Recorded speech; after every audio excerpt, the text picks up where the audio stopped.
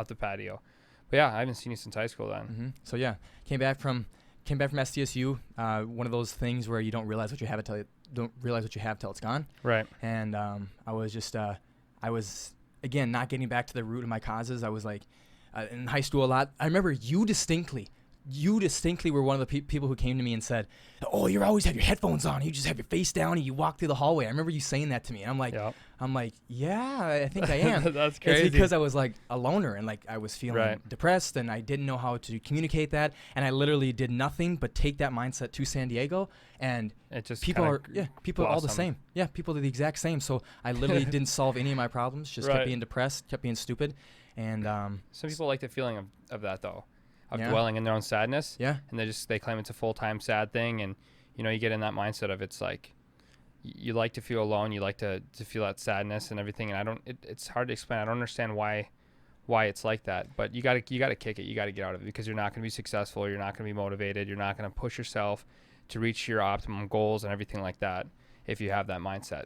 And one thing I think about it is, and I just did an episode on it, is it's a lack of self-reflection. I think people are afraid to look themselves in the goddamn mirror and say, it's you. You're the reason I'm sad. It's true. Just you, buddy. Yep. I mean, people can say all they want. They can throw anything, and they can literally walk up to you and say, F you.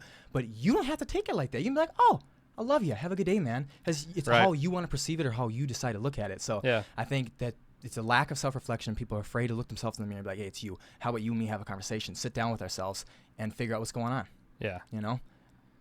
I agree. It's tough to know right. I don't want to say right from wrong. It's tough to hold yourself accountable. It's tough to say, I've been going to the gym twice this week. I used to go to the gym 6 times a week, 5 times a week, you know?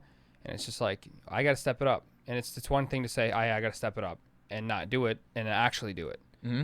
And so I feel like a lot of people don't like doing that. They don't like admitting when they're wrong. They don't like holding themselves accountable and pushing themselves outside their comfort zone. There you go. Yes. Yeah. Okay. Yeah. In order to grow, you have to get comfortable with being uncomfortable. Absolutely. It's in our lows, that uncomfortable time. I would say this: when you're at your lows, it's time to grow.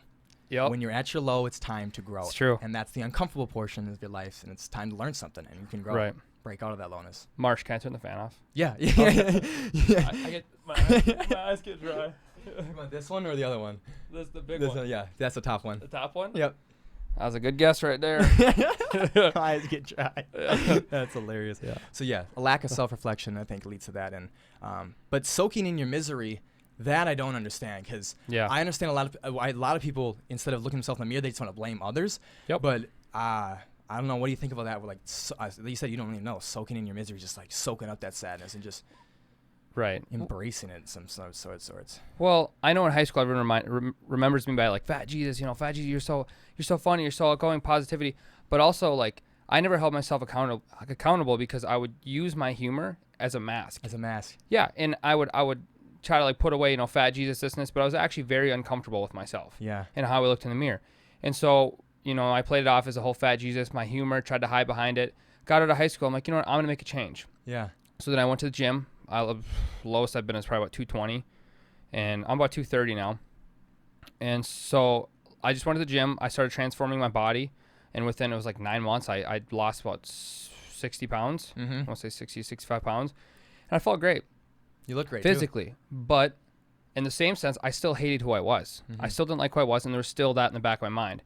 And, you know, it sucks. And there for a while, it's kind of like, you know, like just a state of depression, and I was not happy with who I was as a person. I felt very uncomfortable, but I would still use my humor. And, you know, people are like, wow, you're so outgoing, you're such a people person.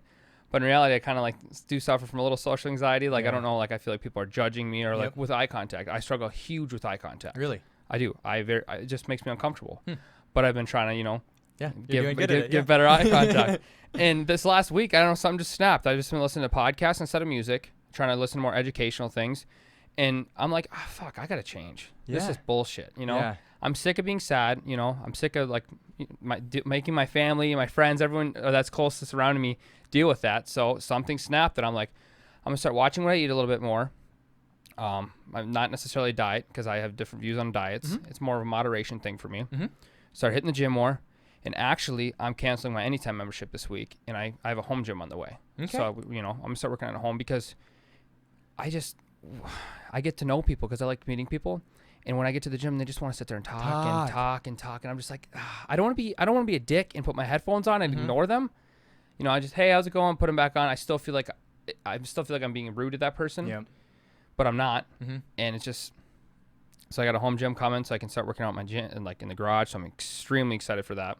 Yeah, good for you. And a lot of people, they say they don't like doing that because, like we were saying earlier, they don't hold themselves accountable. They can just, it's out in the garage. I'm gonna go inside. You know, I'm done. Yeah, absolutely. But for me, I'm very excited for it, and I'm pretty pumped up. I think we talked about it when you messaged me when I first moved here. Hey, that's my sister's place.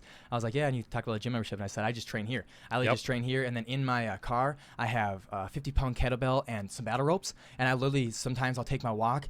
I do a morning walk for like a mile and a half. I'll go come back here and hop my car, and immediately you'll find a park, and I'll just drop those ropes and kettlebells out, and I'll just do some work. And I literally just posted a video to YouTube today about 5 at-home exercises. I was doing skull crushes on that couch right there. I have a band I was doing overhead extensions. Bands are amazing. Yes, I literally just want people to know, like, that's coming from me. The guy who, muscle head, all that stuff, right? Gains. And now I'm just like, bro, you don't need to make an event out of it at all. Just when you can get it in, get it in. If you like, my dad does a great job. He has treadmills down below, and he works at home. I got 15 minutes between this call, I got 20 minutes between this call, and then 10 minutes between this call. Right. And he'll combine all that and have 45-minute workout. He'll have 20 minutes here, 15 minutes here, 15 minutes here. Get it in when you can get it in. Well, and I feel like when I first started working out, I'd probably spend 4 hours a day, 6 days a week in the gym.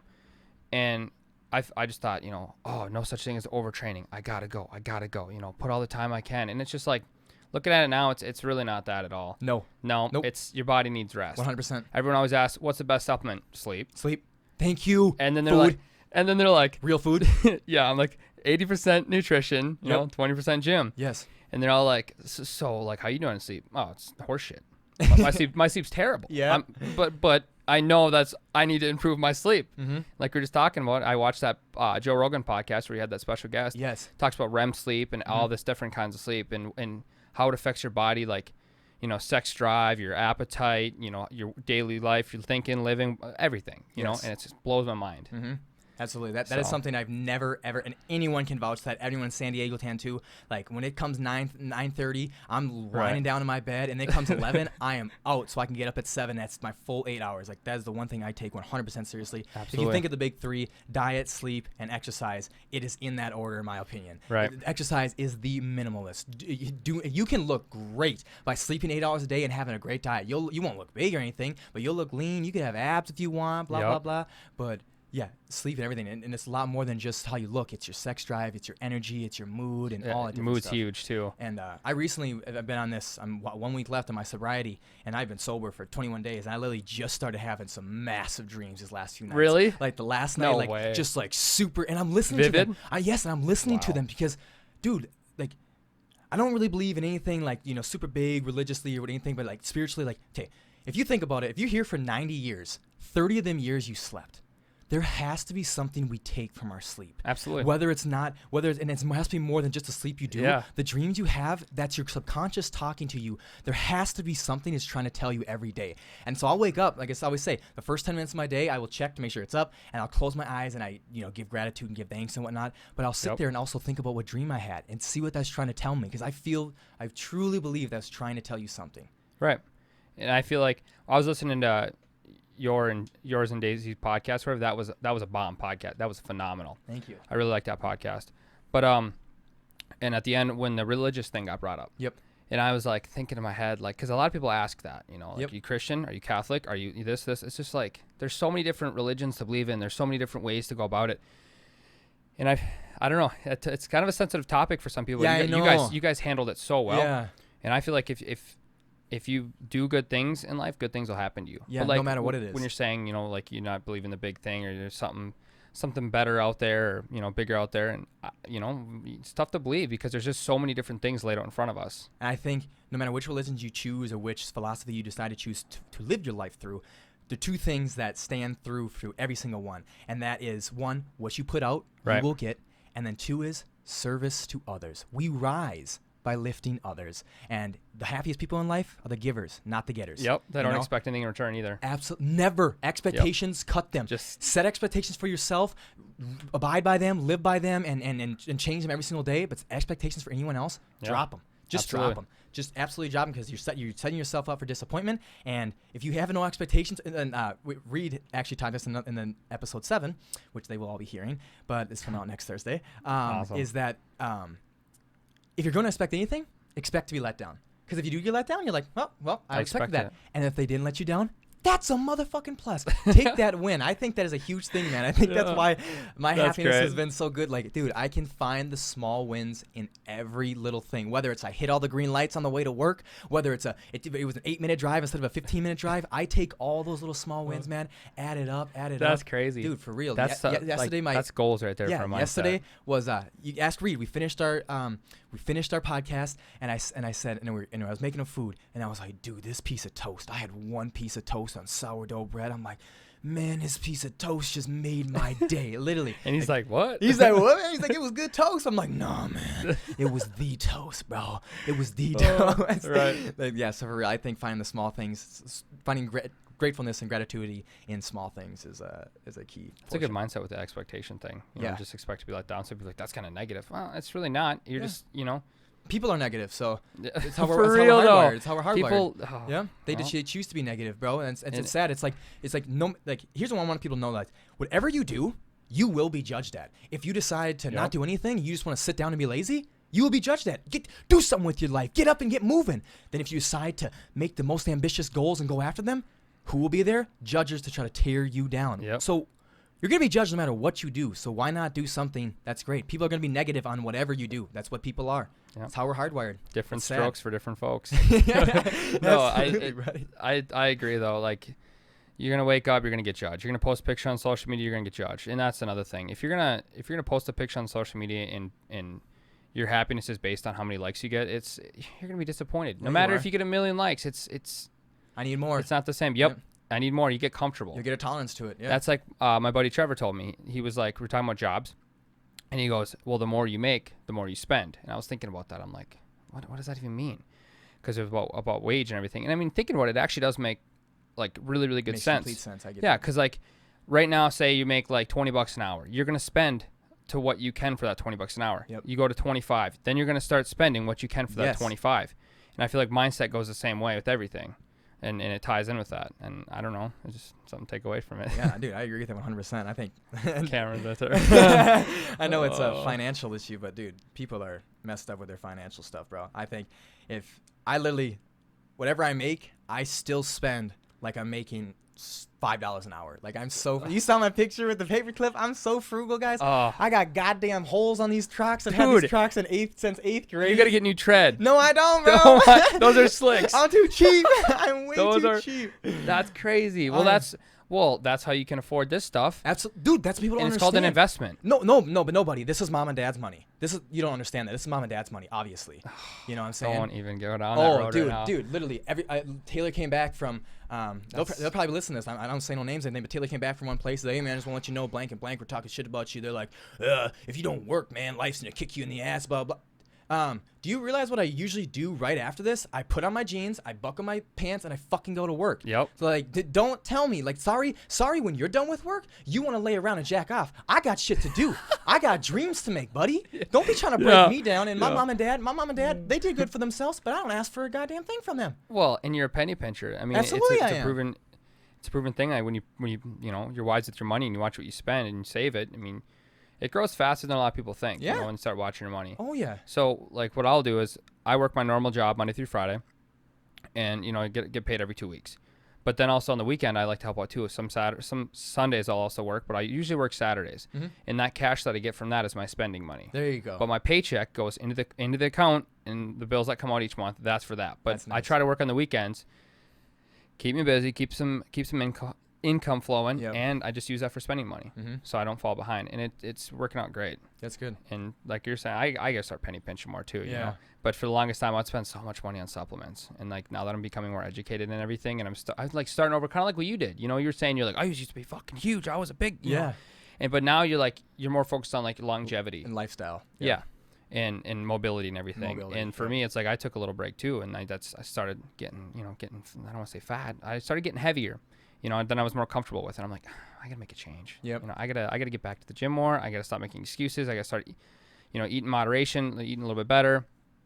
And it's I don't know. I think you're a big part of that as well. When I was watching your happy campers and your Instagram posts, and at first when you're doing it, probably there's some people that are obviously going to hate on you for that. Yeah. And when I first started doing it, I'm like, oh, it's just it's a friends. gimmick, you know. It's something he's just going to do for a little bit and it's going to fall off. And then here we are, a little over a year later. Yeah. I'm like, fuck, this dude is still going strong with this happy attitude. I'm like, holy shit, he's not budging. He's in it for the long haul. I know, bro. I was like, good for him. I'm so glad you saw that. Good for him. It's been this last month that people have been coming up to me and saying that. Like, people who they've been realizing, like, bro. For real, dude. Like, and I literally, and you saw it, and I talked about it on Daisy's podcast. I'm like, when I first went down to, like, and apologized to all my friends, they're all like, oh, we know who Marshall is, pretty manipulative, blah, blah, blah. Like, we'll see what he's talking about. And then it was 8 months later, 10 months later, and now it's goddamn 14 months later. They're like, oh shit, this is who this guy is. This is the new Marsh. This is fucked, man. Yeah. Jesus, yeah. I mean, even Taylor too, my roommate. He's just like, he's like, yeah, I know he messes with me. He loves it. Like, it gives him energy, and he's like, and he's changed with it too, man. He's become a lot more positive. I noticed that. Right. Some of the Instagram stories that he posts with even just like quotes or captions, it's like, wow, you know. And then there was the other day he made one about something, and then the song over it was One Man Can Change the World by Big Sean. I was like, I have not heard that fucking song in a hot minute. So what do? I go on, add it to my playlist, and there I'm at work, have it on repeat all day. I'm like, God, it's a shitty day, but I have a really good song, and it puts you in a great mood. Great mood. I don't know. That was we actually talked that in the Daisy podcast too. We talked about One Man Should Change the World. And really, 3 of my top 5 favorite songs actually could probably be my 3 favorite songs. Yeah. Are One Man Can Change the World, Changes by Tupac, and then a Change Is Gonna Come by Sam Cooke. So just songs about change. Change is gonna come. Is that an oldie? Oh yeah, it is. I was born by the river. Yep, that's a good one. Yeah, Sam Cooke, man, that's good stuff. That's an oldie. That's crazy. That's all I listen to now. Like, I like when you said you changed from listening to music to more podcasts, dude. Yep. Straight up podcasts, audiobooks, or I will listen to oldies and stuff that's positive. Like, rap is completely out of my life. I don't relate to that, and all it does is build animosity inside my brain, bro. I don't need that. Dude, this is like, you know what I'm saying? Like, this is who I am now. Like, I don't need to be listening to that stuff for like shoot 'em up. I'm like, nope, I'm a white guy from central Minnesota. That's nothing we do. Nope. Planting corn. We fight with corn. Yeah. That was one of the things when I went to San Diego. What do you guys do in Minnesota? You guys just run through cornfields? I'm like, yes, sir. We run through those corn mazes. We have corn mazes up there. We go tubing down rivers. Like, we're country as fuck. We're country as shit. Even our city, it's as some people would say, are still country considered to some other people. Oh yeah, for sure, bro. Yeah, you don't know what hick is. Yeah, we all got called hicks. Like, you don't know what a hick is, in my opinion. Jesus Christ. If you back into a parking spot, that's you're alpha male. There you go. That's alpha around Minnesota. Right. That's crazy about the whole rap thing. You say you don't listen to rap. None. None. I sometimes have to listen to different variety music. There's days I'll be listening to country. There's days I'll be listening to like. Recently, I'll put on like 2000s hip hop playlist. Dude. Childhood. Yes. Brings you right back to the childhood. And it does though, right, bro? Yep. Oh my God, it does. I'm with you on that. I listen to something like, this is a banger. Yeah. And I'm sitting there like dancing. I'm like me and my sister used to always have all these songs on our iTunes. We shared it. And back then, they didn't have that big subscription thing like they do now. So we'd have to buy every song. Yeah. So for Christmas, birthdays, we get the Apple iTunes card. Yeah. And we just sit there with so much money invested in that. And all these songs now, it's like that. It's just amazing how you listen to it and you're like, yep, this is sitting in the basement with a big square computer and speakers blaring, and I'm just like, oh, dude, this was the 8th grade dance song, man. I was out there, dude, all that different stuff. Yeah, by Little John or whatever. Little John, whatever it is, man. Ayahs and stuff. Usher, yeah. Oh man, that was some really good stuff. That's some really good stuff. So, well, that's been easy so far. Let's get into just one question here. So, I liked your post recently. You said you've been in a little bit of a sadness and depression state, and you said you're going to change that. Absolutely. And I like how you said it just snapped one day, because everyone will get to see this episode coming out next week. Me and Reed talked about switches. It literally seems like, dude, it's a trickle effect. Like, you want change, you just can't do it. And one day, it's just like that. It's nuts. Nice. Isn't it amazing? It's literally like a light switch. I think something my mom told me is, she's like, God, this music you guys listen to nowadays, it's all sad. Like Juice WRLD, even Little Skies. Yeah. These artists NF. NF. See, like, that's the touchy thing. I love NF. So do I. He's amazing because he doesn't use swear words, and he talks about what he's going through. It's real. And some people are like, oh yeah, but it's still sad. It's still depressing. Yeah, but I mean, he portrays it in a different way, you know. But I think that the media like has such an impact on us, and the people we hang out with and what we listen to especially or watch. It's just, it has such an impact on your life. Yeah, absolutely, dude. And like recently, like I still listen to some of the same old music I listen to, like some gangster rap and some old rap, new rap, whatever. And but I also like to put podcasts in there, and but they have to be informational podcasts. Yeah, as well. I'm with you on that one. Like I was saying, I watched the Impulsive one, and I think it's funny every once in a while, but I don't really learn anything from it. It's kind of like 93X, they talk about some pretty funny things that are entertaining, but you don't have anything to take away from that. And I feel like if you just kind of start hanging out with people that are more of a positive mindset and positive attitude, and especially watching and listening to anything on media or TV even, that's more positive, it'll help your life change around. Like you were talking about Joe. Dude, Joe is my man. I love him, but I have actually stopped listening to all of them because I'm only listening to the ones where he brings on people that I will like get something from, take something from. Like absolutely. All the MMA shows, do not listen to. All of the times he has his comedic boys over, I might, if it's a Friday night and I can turn it on, just lay in my bed and watch it. Yep. But any of the presidential campaigns, like even that I don't listen to because I'm not really necessarily into politics. But anytime he gets a doctor on there or anything else, like, the sleep stuff, dude, I am in. I'm down to watch that. Yep. And that's why I like this show. Dude, we're not scientists or any of this, but this is anecdotal information. And this is something every single episode you will get taken away. And guess what? I was telling people the best thing about this is I always forgot about it. Like, I was just at St. Michael the day with my parents, and my brother came in and he was like, hey, start listening to your podcast, blah, blah, blah. And like, I started 2 months ago, and I forget about the first episodes and stuff. I'm like, but they live there forever. The moment they're in the cloud, they're in there forever, and it becomes like passive. And some people may not listen to this stuff for 2 years, but I promise you, whatever stage you're going to be in, there will be an episode of Happy Campers for you. And you just need to find that episode, and you will get something from it. You will be able to take something away from it. Absolutely. So, with that all being, you said you're I got questions written That's down. awesome. These are just like standard questions. So nice. You said you were in this state of sadness and depression. So absolutely. What is something you struggle with? What were you struggling with? What do you think it is? That's such a direct question. I love it. And I think something I've struggled with is trust is a big one for me. Trying to build up some trust, and it's taken I don't say taken an impact. It's put a damper on a lot of relationships in my life with trust, because when you have a mindset of, oh, they can do this, they can do that, and it's just so negative. Yeah. And you don't think about the positive. Like, oh, they could be doing this bad to me, but instead of, well, or, they could treat me better, and it's just, I'm just beating around the bush. That's such a direct. It's hard, Yeah, it is. And I'm put on. I don't like to be recorded in that aspect, but I feel like trust is something I really need to build and grow on. And loving myself for who I am, the way I look, the way I think, the way I talk, just overall just self-love, take more respect for myself and more pride. But I don't want to get out of control and turn into like arrogance or cockiness. Absolutely. I want to stay humble while doing that, which is tough. It's hard to find a medium. And it's just, instead of saying like, I hate my life, I want to die, this sucks, I got to pay bills. Oh, what do I have to pay bills for? I got a nice vehicle. I have a recreational UTV. I have stuff that I can use that makes me happy, that I'm paying bills towards. It makes me get up every day and work hard for what I have, instead of just being all just sad about every little thing and thinking negative about every single circumstance in life. Switch it over to something positive and holding myself more accountable, like we were saying earlier. Instead of me saying, oh, I want to go to the gym, but I just worked 9 hours, but I go on Instagram, someone worked 12 hours and they're out in the gym putting 2 hours in at the gym. No, your circumstance isn't that bad. There's people that have it worse. And so I have to start holding myself more accountable and say, look, Dawson, stop being a bitch, stop being an asshole towards yourself, get out there and get it done. And it's pretty much, that's it. I absolutely agree with that. We can't choose our circumstances. We can hardly ever choose our hand, but we have to still play our cards. We have to play them all the time. Right. And if people cannot, people always ask me, like, how, now that it's becoming such a real thing to people this is who I am. They're like, how do you stay so motivated? How do you stay so driven? How do you find such gratefulness in everything? I'm like, how do you not?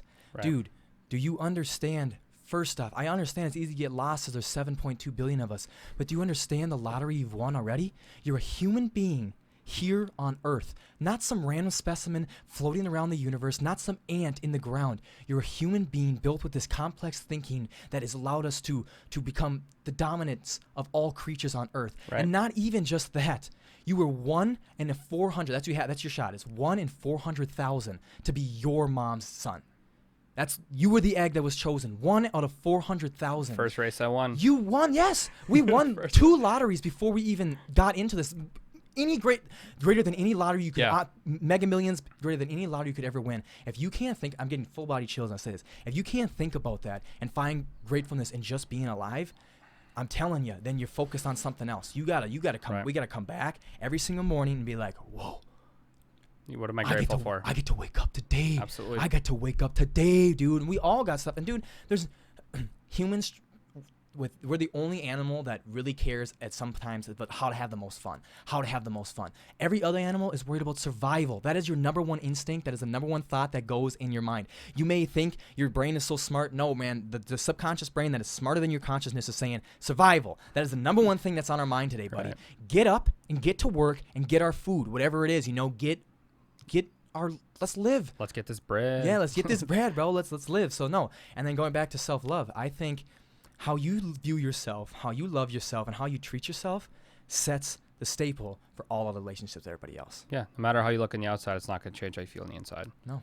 If you feel good on the inside, you look good on the outside. You feel like shit and you hate yourself on the inside, it'll reflect on the outside as well.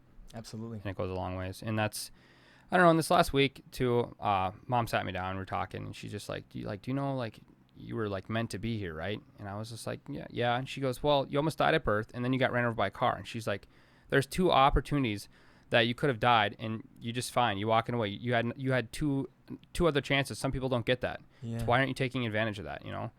And I'm just like, well, yeah, you're right. Our mom's the best, dude. Yeah, they know how to get to you. Dude, for real. And one of the things I said that I struggled with was when I left for San Diego, my parents had no idea who I was. They had no idea what kid they were sending off. Like they didn't know me. I was distant from them since 8th grade. And since I've came back, my parents, hands down, my 2 best friends. Absolutely. Hands down. And especially my mom, because, you know, moms be a little more sensitive. And best thing about it, she gives me non-biased remarks and reviews. She will just cut the BS. Isn't that crazy? Yeah, she will just tell me what's going on. And like, if I have a problem with somebody, this and that, she'll be like, nope, boom, it's you, Marsh, or whatever it is. Like, no, she's non-biased and she'll get to the point. They'll hold you accountable, and like they don't really pick sides at all either. I've noticed. Like if I bring an issue on the table to my mother, it won't be, no, you're right. No, yeah, you're right. She'll stand back and be like, well, maybe they did this because of that. Mm-hmm. And I'm like, well, shit. Oh, you know? Mom. And she's kind of in I don't know, she kind of like gave me that mindset over the years. And I know a lot of my friends hate that about me, like, cause I don't pick their side. I don't want to. I want to look at it from both angles and be like, well, we don't, you know, maybe the waitress or waiter took too long to get you your fucking drink because, you know, they have all these other tables they're working on, or something in the back happened, or maybe the cook's doing this, maybe the bartender's doing this. Like, put yourself in other people's shoes. You know, take a second and think about what they're going through in life. Maybe their parent just died. Maybe their parent just passed away. They're having a bad fucking day, but they still have to come in and do their shift. You never know. Yeah, because their bills aren't going to stop because their parents passed away. Yeah, exactly. It's just slow down and look at the bigger picture. Yeah. Dude, that thought process will take you a long way. Yeah. And that thought process, your friends may not like it, but the friends that will like it are true friends. Absolutely. And that's all you need in this world. And I like what you said about that, because I don't either. I will never. Dude, that's why a lot of people will not come to me when they have problems, because I'll tell you the truth. I'll tell you that I'll be right up front. I'll be blunt with you, and I'll tell you the truth, because there's 2 different friends. There's the feel-good friend, and you can go to all those guys and get your drug to feel good. So you're like, yeah, it is somebody else's problem. Help. Or you can come to me, who's a true friend. And I will tell you the truth, and I will get to the point of it. And then the only reason why, I said the only reason I have the credentials to do that is I say it to myself. I look myself in the mirror and be like, okay, you're feeling this, this, and this. You think it's A or B? No, it's you. What's wrong, Marsh? What's going on? I literally just had it the other day. I was at my cabin alone for like 4 hours. I just had a conversation with myself for 4 hours. As like people were doing things to me, and they were like acting certain ways, and I was feeling bad and sad, and I was thinking it's them. And I'm like, no, Marsh, where can you take responsibility? Yep. Wherever you can find anywhere to take responsibility, that is probably the root of your anger. Right. That's probably the root of your sadness. That's probably the root of your misery. Yeah. And I don't know, I've always loved being there for people, helping people through tough things. But in the same sense, I'd always neglect myself in the way I felt. But that was my coping mechanism when I was sad or depressed or felt like a piece of shit. I would immediately just go out and try to venture and try to help someone, just try to solve their life, make them feel better about themselves, because then all of a sudden it would just kind of like warm me up inside a little bit. And I don't know why that is, but like that's because we rise in lifting others. Yeah, and that's like that's true. And I don't know. I've always felt that way, and I'm finally just like, hey, dude, you gotta figure it out yourself. You're not happy. You're not. You don't like waking up and saying, God, today is a great day. No, wake up like, fuck. I gotta be to work in an hour and a half. Oh my God. Well, maybe I can get 30 more minutes of sleep and rush out the door instead of wake up a little earlier, have breakfast. Mornings are nice. They're peaceful. Oh my God, so peaceful. Yeah, I like to wake up. Have some oatmeal, have cereal, whatever I eat. Whatever it is. And just kind of pet the dog, let him out, hang out with Russell. And, take more time out of the day. It's really nice because the mornings, how did my coworker say this? He said, mornings set up your whole day. Yes. He said, you have a bad morning, your whole day is bad. Yes. Which necessarily isn't true. You can make the day how it wants to be. Yep. But it's nice to start off on a good note. And I really agree with that, though. And going back to like brain power and what I do, dude, the first 10 minutes of your day is the most influential part of your day. It writes your subconscious for the entire day. So literally, my first 10 minutes will be nothing but me in my bed, eyes closed, no phone, nothing. Because if you wake up and you're a FOMO person and you wake up on a Saturday morning and you look and see a bunch of people having a good Friday night, dude, you're going to be sad all day, dude. Right. Oh, man, I can't believe I wasn't invited or I missed out this or that. Bro, shut that off. It's your 10 minutes. Take those 10 minutes for you. And like, dude, ever since I went to college, I've become a morning person. I was sleeping until noon all the way through high school. Went to college, 6 a.m. Because mornings are so peaceful. It's my time to start my day and be me. Dude, I think the worst thing people can do is immediately wake up, hit the floor, grab your clothes, go. If you have no time to reflect, you're just think about your day and how it's gonna go. You're just becoming reactive. You're not proactive in your thinking. You're just reactive to what's ever coming, man. You're just like, go, like a zombie. Go. Yeah, zombie. That's a great word. Penguins. Adam Ballman said this. He was driving to work one day, and he was on Highway 10. The sun was rising. Highway 10, so open, everything. Yep. And he was driving, and he kept looking at every car, and all he saw was people like this.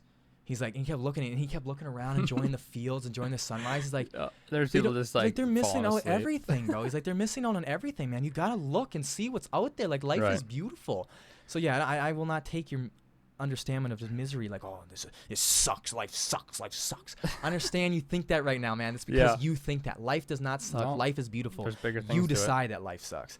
So that's funny about the whole car thing, because there'll be times an absolute banger will come on. I'm just like, we're going to roll the windows down, turn it all the way up, and I'll stop at a red light. And, I mean, I've even had it where I'm just jamming out, like just screaming to a song, just dancing and everything. And they're all like, I'll notice someone was like recording me laughing, probably putting on their Snapchat. I'm like, why is that so weird? We should see more of this shit. Yes, we should all be doing this. We should all be just like rolling the window down, listening to some bangers. Yes, and I was saying, like, a huge reason with me being a morning person is because I set my fun for the morning. I have nothing planned for the first 3 hours of my morning. If I have something planned at 7, you bet your ass I will be up at 5. It's just what it is. Yeah. Because I will get up, I will play my music, I play some cafe jazz, and I'm just like jamming, and I'll get my oldies going. I've never listened to that. Oh yeah, just whatever is, I'll have a nice little hot drink. I don't like caffeine much anymore, but I'll have like a nice hot drink, warm myself up, play my good music, talk to myself. If I'm at my parents, I'll play with my dogs, whatever it is, and I watch a good movie, whatever. I start my morning with something very, very fun. Yeah. And to me, I don't know a lot of other people, but I actually like to lift. I like to enjoy that. So lifting is something I do in the first 2 hours of my morning. Yep. I like to exercise and get that stuff going. I like to take my walk. That's one of the things I do right away. I put a nice podcast in. It's a Crime Junkies podcast, and I love true crime. And I just walk for a mile and a half, and I just come back, and I'm in such a better mood. Right. I'm proactive. What was the podcast you listened to? It's called Crime Junkies. What's that one about? Just true crime stories. It's a phenomenal podcast. That's excellent. Shout out to Crime Junkies. Ashley Flowers and Britt do a phenomenal job. It's amazing. Right. Go ahead. Oh, no. Go ahead. Oh, that's crazy when you say, like, you like to lift. And I feel like when I first started trying to lift, it was more of, I just want to look in the mirror. I want to, like what I see. Mm-hmm. That's not the case. And it's like, I go there for myself now. It's kind of like, I don't say like meditation, but it's like, it's me time. It's time where I can just focus on myself. It clears my mind. And it's actually a proven fact that cardio or weightlifting or whatever just is really, really good for anxiety or depression. Yes. And it just relieves. It relieves, what's the endorphin that makes you feel good? It's a feel-good endorphin. Serotonin? Yes, serotonin. And it makes you just, I don't know, love life better. And it does. And you're absolutely right about that. And I think what a lot of that does is because I think a lot of anxiety is extra energy. And if you deplete that extra energy, there's no time for that extra thoughts. You just feel good, and exactly, it releases a lot of serotonin. And I don't like lifting at itself. Like, there's nothing fun to me about, not anymore. There's nothing fun to me about curling or deadlifting. It's time for me to shape myself. Not just shape my body, but shape my mind. It's time to make calluses on my mind. This is going to be hard. This is going to suck. Like Joe Rogan says, if I would work out only when I feel good, I would be a fat piece of shit.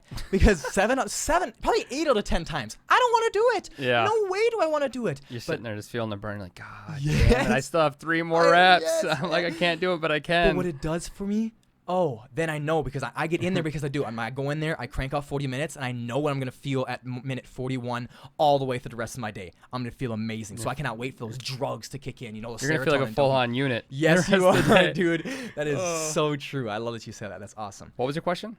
Yeah. So the next one was, when you are feeling down, I don't believe happiness is something you find. I believe happiness is something you create. So what do you do? What do you actively do to seek happiness? How do you go out and seek happiness? You know, some people listen to music, some people write poetry, some people dance. What do you do? I post on Instagram and wait for as many likes as I can. No. TikTok and try to go famous. Exactly. Trying to blow up? No. Follow me, hashtag. No, I like music's a big part of my life. I'll listen to music. I will play with my dog. Animals are huge. Oh yeah, Russell, he's just a ham. But he's cute. Yeah. Obviously, I like going to the gym. The gym's a big one for me too. Even the drive there. Listening to the music on the drive there is big for me as well, and the drive home. But those are like the main things I do. Recently though, I've been starting to listen to podcasts. You know, take my mind off of it. Yeah. Keep my mind busy, because when you're sitting around and your mind is just a million miles a minute, you have so much shit to think about. And negative I feel like we're just wired to think negative. We are. And so I just try to keep my mind busy. Anything I can, you know, whether it's play with the dog, music, gym, whatever, etc. podcast, but just keep my mind busy. Keep it off of what it can keep snowballing effect for the negative. And dude, I agree with that. There's this little voice inside of us, especially when we're alone, and he just wants to judge us and compare us to everything and nitpick all of our insecurities and blah, blah, blah. And I don't think he's a bad guy. I think he wants us to see those and do something about conquer him. But and he wants us to conquer him, but he will be there, and especially in your loneliest times, and just talk and nitpick you and try to get you on everything and make you feel super bad about yourself. Absolutely. But you have to keep your mind off him and then conquer him over and over and over and over again. That's our whole journey of life, to conquer him every day. There's always bigger and better out there, is what some people would say. And someone that can, you know, lift more, run faster, is more jacked, blah, blah, blah. It's way smarter. But it's to me, the way I look at it is, I've never been big in competition. You know, I'm not really a competitive person. But recently, I'm trying to set more goals that are obtainable in my mind and be competitive within myself. Yes. I don't want to be at battle, at war with anyone else other than with me, you know, because it feels fucking so good when you crush a goal. But I mean, you can't explain it to someone because they're not you. They don't know how, you know, you felt or how hard or how you feel or how hard you had to work to get to that goal. So it's kind of like grind in silence and let success speak loudly. I don't know, the way I look at it. Dude, I totally agree with that. If you see someone else, you know, like, let's use physique, for example. You see some one guy, he looks jacked, looks good. Look at him and be like, hey, yeah, man, good for you, bro. And use that as motivation. I want to look my best version. I can't look like that because the only reason you look like that is because that's the best version of you. I can only look like the best version of me. Absolutely. So I will take that motivation, congratulate you, good for you, man. And I want to look like the best version of myself. And then the only person you can compare yourself to is the Marshal, the Dawson 20 minutes earlier, 30 minutes earlier, a day earlier, a month earlier, a year earlier. That's the only person you can compare yourself is the previous you. That's the only person you're in competition with. Speaking to Taylor, he literally just posted on Snapchat. He's like, yo, if you think that our successes or our gains are competition, bro, I don't want to mess with you. Like, this isn't competition. Absolutely. We're all in competition with ourselves. Like, you better root me on, or like, you know, I'm going to root you on. Otherwise, get out of my life, bro. Like, you know? Yeah, get absolutely. Out of here. I need to follow him on Snapchat, but yeah, no, I completely agree with that, 110%. It's tough. It's an ongoing battle forever, obviously, within yourself, but you got to do it. You got to wake up and do it. And it's nice to have people it's nice to have people around you that help, like, lift you up and boost you as well and hold you accountable. You know, and don't, like you're talking about, the friend that just tells you what you want to hear. No, that shit sucks. No. Fuck that. Yeah. You know? That's a drug. It's a legitimate drug. Tell me what I can improve on. Yes. Tell me how we can grow as a friendship or within this friendship and all that. Just, with respect, with kindness and empathy. But tell me the truth. Don't be like, you fucking suck. Yeah, but tell me the truth, man. Absolutely. It's like, dude, one thing that people needed to tell me was I was too controlling and I was a little bit too much. Yeah. tell me that, bro. Like, dude, Absolutely. so many people ruin the relationship with me because they just let me keep doing that. And then they just like, oh, it's okay, blah, blah, blah, blah. But no, like, once you tell me, like, dude, it took one guy, he's like, yeah, man, I always thought you had me over to your cabin, blah, blah, blah, because, you know, I was always nice and I was always help you out. You could, like, tell me whatever I could to do and I would just do it. I'm like, you're telling me this 3 years later? Yeah, what the fuck? Like, dude, sorry, like, I'm so sorry I did that, but, like, any way that you felt is on you, bro. You should have told me that day one. Speak your feelings. You should have looked at me and been like, Marsh, you are too much, and you ask too much, and you're way too controlling. And I'd be like, I would have respected the hell out of you a lot more, and we'd have had a greater friendship for the last 3 years. We'd have had a much deeper friendship. Speak up. Because if anyone's right, if they're not petty, they will respect the hell out of you for saying that. Some people they have the mindset, oh, I don't want to hear it, or I don't. You know, you try to hold them accountable, and they just don't want to like hear any of it. It's like, no, grow up, all right? Grow up. Be an adult. Grow up. I'm trying to help you. Take it with respect. Take it as a compliment. Yes. I want to see you grow as an individual. Yes. Take it as a compliment that this is hard for me to tell you this stuff too. I'm stepping on my comfort zone. Yeah, I'm stepping on my comfort zone to tell you this. Like, that's how much I care for you. Take it as a compliment, bud, and that's how much I want you to change. Me and Taylor have gotten to that so many times, bro. We just nitpicked each other and we're like, hey, bro, we're trying to grow every day, man. We're trying to grow every day. And every single time it'll end peaceful because we know we both just want the best for each other. You know what I'm saying? Absolutely. So yeah, going back to Wired is negativity, and you're trying to change your life. You're trying to do something good for you. I'm trying to do this. We're all trying to step up. I'm trying to. I got ambitious goals. We both got goals. We're trying to do and create. How do you personally handle the hate and negativity? I use it as fuel. I'm trying to think of who else was on your podcast I just listened to. Was it Abrahamson? Yes. He said that. Use it as fuel. Yep. It's crazy. Like, some people are like, what do you mean? It eventually has to get to you. It eventually has to bother you. No, fuck that. Nope. You know what? It doesn't have to bother you. A hurt person hurts. What's it saying? Hurt people hurt people. Yes. Sorry, kind of like that's stuttery. In the podcast too. I'm like stuttery, or like I'm jumping around. It's just like there's a camera on you. It really holds you fucking accountable when there's a camera on you. Yes. And I mean, it's one thing if I had Snapchatting, but then there's this sitting there like, what's up, guys? But no, I just feel like with the hate, I just grow from it. Yeah. You know, and for me, if a person has hatred towards something, you have to be educated in that field. Yep. If someone was playing a song, I don't remember what song it was. They're playing it. I start singing along. And I'm like, God, I just fucking hate this song. And then they're like, what do you mean you hate this song? You're singing to it in all the words. You have to be educated to hate something. Yep. And that's something I've tried to spread a lot. Dude, and I like that. You literally cannot hate something if you don't understand it. Dude, that's good. You can't. That's like judging a book by its cover. Fuck that, you know. And so for me, I'm just like, they don't know. I've talked to that person 4 times. They don't know me. They don't know like why I'm approaching the situation the way I am, why I posted this the way I did, why I put the caption the way I did, blah blah blah, etc. You know, they don't even know me barely. I don't even barely know them. So how can they hate me? To me, it's just a waste of energy, waste of time to respond. Yeah. You know. Because if they read that caption, it took them 10 seconds, so they're judging you off a 10-second glimpse of you. Bro, you live with you for 24/7. They obviously do not know you, bro. It's just, to me, I mean, if they want to comment on it, I'll probably comment something funny back. So, like, I know some people, if they listen to this, they'll have, like, a presidential debate. Sorry. They'll have, like, a presidential debate or, like, some kind of politics debate. And they start getting mean and nasty. Like, people don't know how to debate anymore. You know, it's just, you're my right. opinion's right. You need to abide by this, blah, blah. But, like, I'll see that going on. There's a lot of hatred. And then there's, like, some serious personal jabs on there.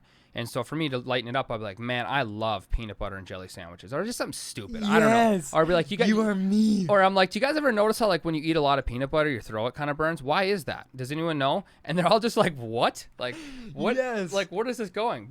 And some people get annoyed by it because, like, no, this is a serious topic. But for me, it's like, people have so much hatred built up and they have so much hate towards something that they bring personal shit into it. And, like, no.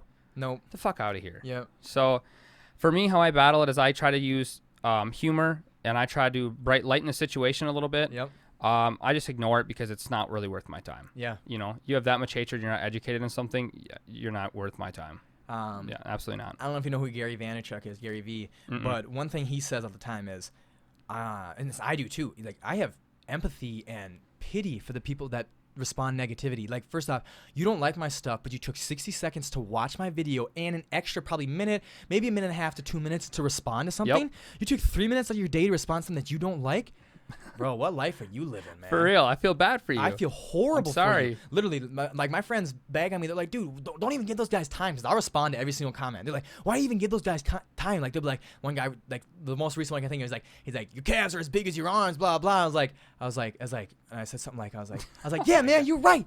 You're like I'm like toothpick, something like that. Yeah, like, I got big calves and big arms then, huh? Yeah, whatever it is, bro. Because like I have so much pity for them, and like it doesn't matter to me, because after I send that comment, it's out of my mind. I do not care. I always say, on a micro scale, I do care. I check everything. I try to give detail to everything. But at the end of the day, on a macro, I don't give a shit. Yeah, I do not care. When I go lay my head down to bed at night, I did the right thing. I stuck to my morals. I did everything right. I have no anxiety on that. I treated people correctly. You know what I'm saying? You can only do so much. And dude, if I comment on a lot of things. I think that's a great way to like get your name out there. When I comment, every single time you see me, it'll be always a hands up, a heart, or something, bro. Like I always the praise or whatever. I'm always doing something positive. Like it's just positive.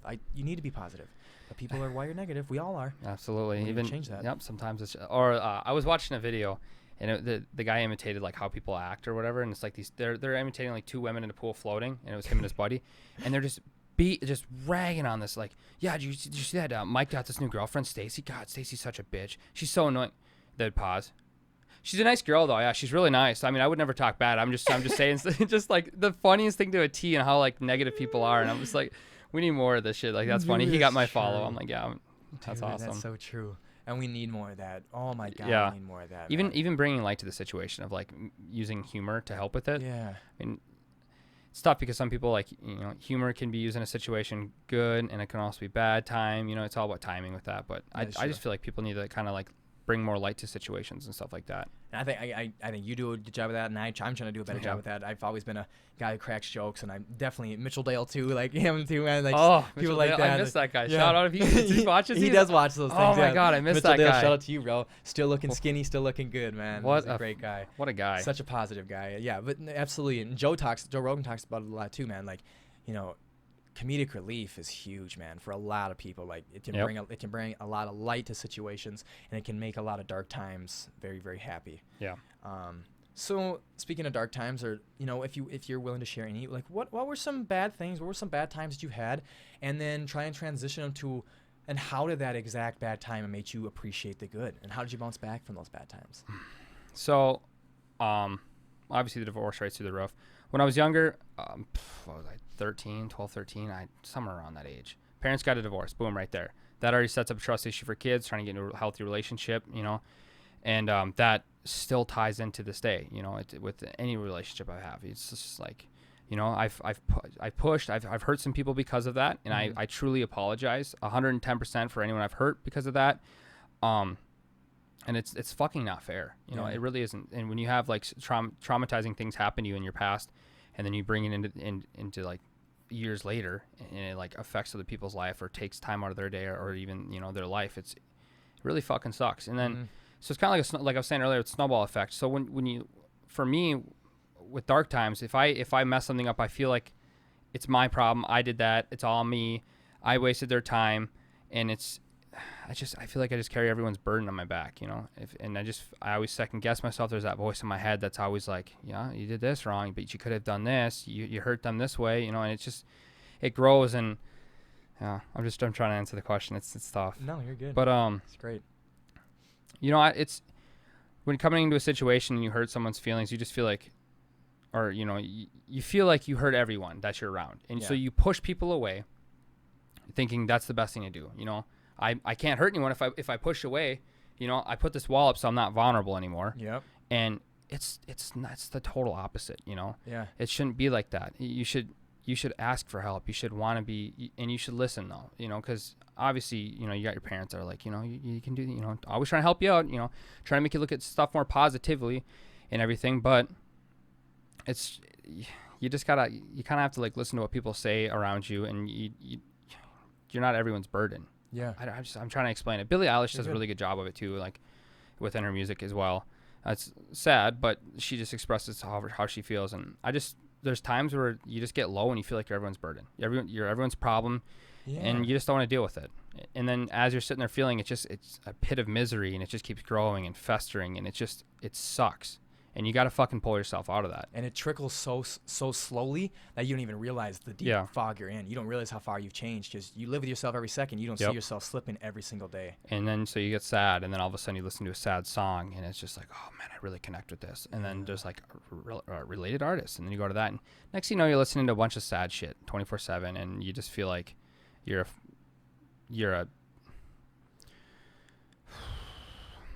problem in the world, you know, that you'd be better off dead.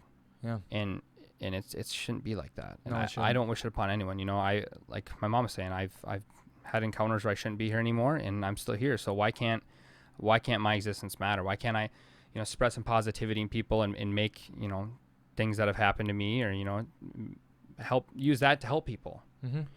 And, you know, I don't know. This was the reason for shit. Bro, you're giving me chills. That's really good, man. No one should feel like that. Yeah, I mean, I kind of had a feeling with that last post you'd ask about, you know, different things that are happening, and it's just like, you know, you want to open up even on here, and like, it's just like you're saying, it's me and you, but in the same sense, you just kind of, you're still holding back because it's like you still have that wall, or you don't want to be vulnerable. And but yeah, you know, it sucks when you just wake up and you hate who you are. It fucking sucks. But you gotta be grateful for stuff. You gotta be like, I'm breathing, I'm alive. You know, I'm blessed with the ability to go to work. I'm blessed with the ability to have two arms and two legs, be able to drive myself to work, think clearly, feed myself, wipe my own ass. Whatever it is. Yeah, and you literally have to be grateful for everything. Yes. And but yeah, I've noticed a big difference from just the people I hang out with. Good. Music, you know, just podcasts, everything. And being teachable is huge too. You know, that's why I like listening to podcasts. My old man always told me, he's like, just be teachable. Yeah. Even anywhere in life, be willing to learn from anyone of any age and any gender. Ever. And so I mean, that helps as well. So I like, you know, it's before people are like, yeah, Dawson, you know, you're a good guy. You got this going for you. It's like, no, yeah, whatever. You know, I don't want to fucking hear it. Yeah. You know, I don't see that. Why does your opinion matter to me? I don't see that in myself. But in all reality, you got to take this and be like, you know what? Thanks, man. That means so much to me. Yeah. And it's great having you in my life. It's great having someone like you in my life to give me that advice. I think that goes a long ways, and that's why, like, I've been watching and listening to your podcasts and your posts and everything, and some people, it sucks when some people think because someone's happy, it's just like a front they're putting up. It's like, no, I just wish everyone was happy like that. Yeah. Because it goes a long way. Yeah. Like your posts go a long way for me. Yeah. You know, and it means a lot. Your podcasts mean a lot. Having people on here and asking questions like that help them open up as well. Yeah. I mean, it's just a direct thing, and it's nice. I don't know. And like you said, people are still going to judge it, and it sucks because I'm doing my best to open up, but you know, people are still going to find negativity in it. Oh, and you're doing a fabulous job. Yeah. This is amazing.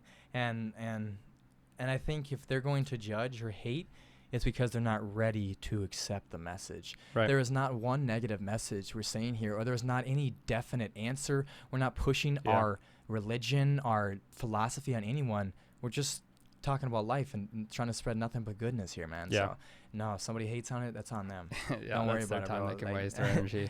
I love how you talk. I love what you're about. So who cares what anyone else thinks, man? Like, you're doing the right shit. That's like, come on, you're my 6th guest, and I wish I had the notes still. Dude, I am not lying to you, bro. I had you written down, and the only other person I had written down was Taylor. So like, I did all the Brandons, you know, the first 5 episodes, and then it was Daisy, Pittman, and Taylor. Yep. Like, for real, you were on there, bro. So Taylor's coming up too? Oh yeah, but he's my roommate. He thinks he can just like, whenever morning we'll just start doing it. I'm like, no, bro, I'm a planner, bro. You gotta give me a time. Yeah, and a date. You are. I noticed that. I'm such a planner. You like, gotta give me a time and date, and we'll get that from there. You're like, I'll book you in. I'm like, oh shit, booking me. This guy's got a big calendar just booked out with people. I was like, oh fuck. I mean, no, but for real, like, Lily, I had this time, like, and I know what time you'll leave, and then I have to edit videos, I have to go work out again, and then I have to do it. You know, I'm very, very scheduled, and that's my dad and me. That is my dad. My dad will have like 60 calendars in his room. Like, it's just who I am. I used to sit in class when it used to be fourth block. Yep. And I would do a list. I would be like, 8 a.m. or 8:10 start school, and then blah blah blah. So then we go like 2:55 get out of school, 3:04 Snap Fitness, 4:16 out of Snap Fitness. Like, I was like doing that, always trying to change. Yes. Crazy. Oh, dude, even trying to change how I can get 1 more minute in every single section to combine, so I have an extra 10 minutes in my day. Dude, that's how I work. That's just crazy though, because most people, when they're like proud of themselves when they like, okay, I'm going to get here at this time, but they don't have the end time. No. So by you putting the end time, I've never heard of that. No, for sure. Yeah, I have end time. Oh yeah. Absolutely. Wow. No, literally, I'll make fun of him because we talked about it already, but Reed, literally, you're supposed to be here at 11, and I literally knew, because I know Reed, I'm like, you know what? I'm going to plan for 11:30. He texts me at 11:08, literally 11:08, goes, I'm 22 minutes out, which would put him exactly at 11:30. No. I'm like, he's like, don't be mad. I'm like, I'm not mad. That's what I planned for. I told you 11. You show him like, see, I got you down. I planned you for that, bro. Like, I know you. I know what you're about, bro. I'm excited for that one. You said that's coming out Thursday? Yep. So like every Thursday. Every Thursday's mine. So nice. The 22nd will be his. Dude, we talked literally. It's the one we talked about. The first one we had, I too with him. The 22nd will be fear of loss. So fear of losing a loved one, someone in a relationship, fear of losing yourself, fear of losing your thought process, and fear of change, stuff like that. Right. And then the 29th will be him again, and that is self-reflection. And we talked a lot about all this different stuff we talked about today. And then you will be on the 5th of September, which will be my last podcast before the 12th when I head to San Diego and get another round with all my friends out there, which will be really freaking cool. So you're bringing all this out there? Bringing all this out here. Nice. That's the whole reason I actually had a shitty old microphone stands before, like they were heavy 10-pound bases, and I literally just grabbed these ones because these are so easy to travel. I can just clamp these down and take them nothing. Even the headphones is nice. Yeah, the headphones are really nice. The voice and everything. It sounds so fancy, doesn't it? It's so like. Yeah, it changes up. You're like, oh, okay, yeah, it's really, really cool. Yeah, take this all down and get another session out with that. Hopefully, Taylor will bust one out with me. Taylor, once you're listening to this, like, let's plan something here, bud. I'm not going to wake up one day and be like, oh, let's make a podcast. That's not how Marsh works. Extremely interesting to hear Taylor's, because Taylor's looking fit. Yeah. And he's doing a lot of things to change in his life, and I'm like, I him. I won't say anything, but somebody came over last night, or a few nights ago. She spent the night, and she was hanging out with Kale, and she knocked on Taylor's door at 3 a.m., so Taylor had no idea. He's like waking up, up the door, he was all shirtless, and then, she's just like, and then she went out to breakfast with the people next day. She's like, Taylor's looking good, man. And Taylor, if you're listening to this, you are looking great. I told you every single day. I'm one person who, just like you were talking about, you said to people like, man, I appreciate that, and I appreciate you for having me in my life. I'm trying to do more of that now. I'm trying to tell everyone, like, whenever it comes to my mind, I want to tell them what I'm appreciating about them. And literally, I tell Taylor every day, I'm like, bro, like, you look good, and I appreciate you looking good. It makes me want to look better. It makes me drive. So, like, dude, I F with you, like, keep doing your shit. Yeah, and it's crazy people are like, especially me, people get scared to put themselves out there and show their vulnerabilities. I know. And because they think, oh, people are going to hone in on it and target it, which, yes, some people do, but fuck that. Ignore it. But for me, when I made that post, I had like probably 5 people. Messaged me about that. And they said, you know what? I appreciate you. You're a great guy. And thank you for putting that post out there. I know it was probably stressful. And I'm like what the fuck? I wasn't expecting that. You won't. And I was like, wow, I even have a close friend. He was like, I can't stop smiling ever since I read that post. And he's like, that was so fucking cool. I loved it. And I'm like, well, I'm sick and tired of, sitting and dwelling in sadness, and making reasons to be sad. It's just, it's not worth it. It's not what life is about. No way. No way, sir. It has to be better than this. Yeah. Whatever it is, like you said, sure. There's always something bigger and better out there, and dude, that's what excites me. Because one of my good friends from San Diego, Lily, a month ago, and I made a video about it. He says, Marsh, how do you know this is not a phase? How do you know the way you're thinking is not a phase? I'm like, dude, first off, I've been doing this for 14 months, so like I know by me right now, I've been out of it within 3 weeks. And tell yourself. And second off, life is a bunch of phases. It's ups and downs, and it's a bunch of circles. Yep. But now, when I'm low, when it's time to grow, I embrace that. I feel shitty. I feel bad. I embrace that pain. I don't want to feel this way again, and I will learn. And one thing we talk about self-reflection, Reed says, every single low is a new low. It's a new experience. Yeah. You know what I'm saying? It's a new low unless that's crazy. Unless you haven't learned and you keep experiencing the same low, that means you haven't learned from it yet. So that's a great thing. That means you need to learn from that low. I got to talk to Reed more. Yeah, man. That's you get nuts. A new low. I've never looked at it like that. Yeah, it's a new low. That's a new challenge. It's a new low, and it's a new way to grow. Absolutely. So no need to change on that. No, so we got my last 2 questions here. The first one is specifically you. How do you see the light in the dark? How do you find the light in the tunnel? Look at how far you've come. I love that. I look at all the obstacles I've overcome. That was like overcame and overcome. Yeah, it was great though. That's a new word. Write that down. Yep. No, but so I just look at where I'm at with everything. How do I don't just like physically, Even mentally now, I'm trying. That's all you can do. Stuff I own, and I don't want to say like, that's what I was afraid to say, because people are like, oh, you're going to look at happiness as in stuff you own. No, it's nice to see that because my hard work I put in. Yeah. And I think that it's just to look at how far you've come. That's all I can really say. Good. I like that a lot. All the obstacles I've went past, everything that was thrown at me that I just didn't let bother me, and just seeing how much I've grown. We're humans. We're wired for wanting bigger, better. So we're always seeing that. We're always chasing the new chapter, the new achievement, the new accolades, the new accolades all the time. But if we don't look back and see how far we've came, you'll never realize how far you come. You'll always be chasing for the rest of your life. So I agree with that 100%. That's a great way. See how far you've came. And I want to go back to, before I ask my last question, I want to go back to you talking about, people are afraid to be vulnerable. One, this is what my entire podcast is about. I don't have a specificity on it. It's called Happy Campers because I want everyone to be happy campers. But it's not about happiness, not about psychology, it's not about philosophy. It's about breaking the stigma of vulnerability. I want to break that. And the thing is, if you introduce your vulnerabilities, if you introduce your insecurities, you take that power away from people. But if you have acne, if you have acne like I did, right? You never bring it up. You can let people nitpick you. Oh, you got acne, you got acne. If you walk into a party, you'd be like, yo, hey, pepperoni face over here, baby. You take it away from them. You have the power of your vulnerabilities and insecurities.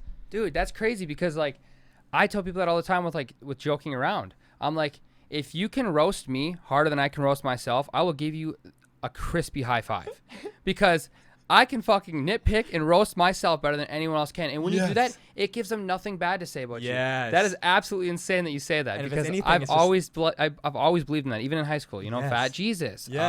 Just anything like that. It's just like the long hair, the awkward looking beard back then, it's like, oh, patchy pubes, I suck, like it's just like when you take that away from people, they're sitting there like, I was gonna say that, but not that mean. Shoot. Yeah, what do I do now? That's crazy that you say that though. And if it's anything, excellent. You're gonna gain more self-respect. Right. That's so funny. I literally told when Reed was leaving the other day. It was just yesterday we filmed the podcast, or actually it was Friday. It was Friday we filmed the podcast, and he was leaving. I'm like, yeah, my next one is Dawson Pittman, and I'm like, I already have a title for it. And I'd be like, Happy Campers with not so fat Jesus. That's what I wasn't doing, because man, you're looking great, man. You're looking good for yourself. I appreciate that, man. Yeah, man. It means a lot. You. And before I ask my last question, which is the question I ask every time, I just want to thank you because time is our greatest commodity. I don't care for the money people have. I don't care for the achievements, the success. I care for people's time, and you gave me your time today, and that's something you will never, ever get back, and that's something I can never give you back, but I really, really, really appreciate you coming over here. Yeah, hey, thanks for the invite, man. It was wholesome time that I could spend. It wasn't just laying around playing Xbox or something. It was something hopefully people can watch and take from, and it's also good for me because when you ask questions like that, it brings a person out of their comfort zone a little bit, and it makes them think like, oh shit, like what are we doing? What is my biggest problem? What is my biggest fear? And you're sitting there thinking. So it also helps me as well. So it was really good, wholesome time. I appreciate that. Yeah. And like you said, you were a little bit nervous. I always get nervous. Like, I was only nervous for you and Daisy for the fact that I haven't talked to you guys in 2 years. But man, you did a fabulous job. And if this couldn't tell you so far, you start with that Snapchat. You get going. You are made for something like this, bro. You're a phenomenal talker. Like, no disrespect to anyone else, but one of my favorite podcasts, man, for sure. You did a fabulous job. I appreciate it. You make me smile. You make me happy. This was really great. And it made it so easy. You were not a guest, you were a co-host on this one for sure. You co-hosted this episode with me. This is your and my episode. It was awesome. Yeah. And my last question is, which I asked everybody. Yep, this is my favorite one. If there is one piece of advice or a tip you wish everybody knew, you could implant it into their brain, what do you wish it could be? Good things take time. Wow. I don't know. Good things take time. Be patient. Wait. Strive to make a change, strive to be better, but do it in moderation. Good things take time. Just wait a little bit, be patient, and it'll come.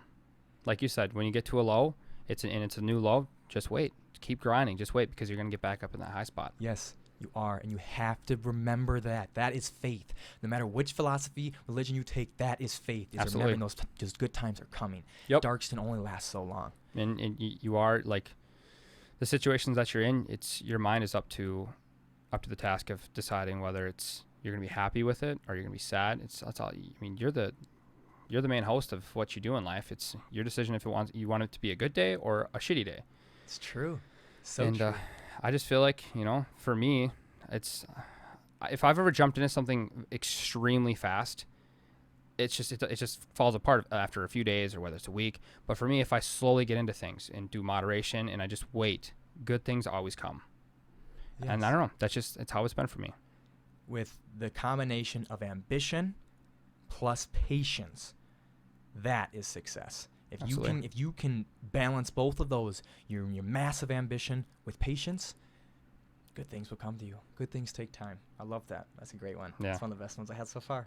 So yeah, once again, I want to thank you for coming here, sharing your time with me, Dawson. And I believe this will be one of the best podcasts. Everyone will get something out of it. I will make sure. Hope so. I'll make sure I market I was nervous, this. You guys. I'm sorry. Yeah, no, the phone. I don't think anyone will even notice, man. You did a fabulous job. Yeah, I appreciate that. Once again, I want to thank you for joining me. Appreciate it, man. Yeah, thanks, man. And I want to thank you for tuning into this episode of the Happy Campers podcast. Remember, guys, these are just sound bites, and you start the conversation. All the links to my social media platforms and Dawson's will be in every link and bio.